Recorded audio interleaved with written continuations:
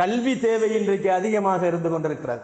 நிறைய பேர்கள் படிக்க வேண்டும் என்று ஆசைப்படுகிறார்கள், அவர்களுக்கு பொருளாதாரம் இல்லாமல் கஷ்டப்படுகிறார்கள். படிப்பதற்கு வசதி இல்லை, ஆனால் படிக்க வேண்டும் என்று ஆர்வம் இருக்கிறது. இந்த மனிதர்களை இந்த படிப்புக்காக வேண்டி, கல்விக்காக வேண்டி ஆசைப்படக்கூடியவர்களை தேடி துருவி அவர்களுக்கு கல்விக்காக வேண்டி உதவி செய்ய வேண்டும் என்பதை நபிகள் நாயகம் ஸல்லல்லாஹு அலைஹி வஸல்லம் அவர்கள் நமக்கு சொல்லி காட்டுவார்கள்.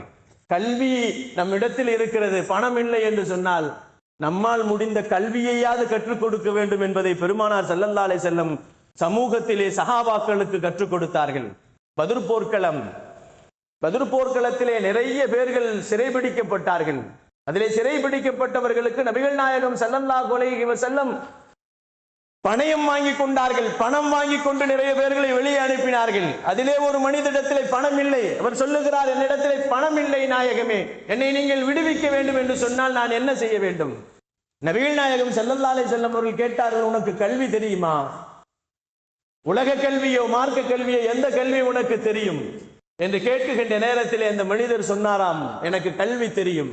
10 நபர்களுக்கு நீ பேசுவதற்கும் எழுதுவதற்கும் கற்றுக் கொடுத்து விட்டு நீ விடுதலையாகிவிடு என்று சொன்னார்கள் பெருமான் ஸல்லல்லாஹு அலைஹி வஸல்லம்.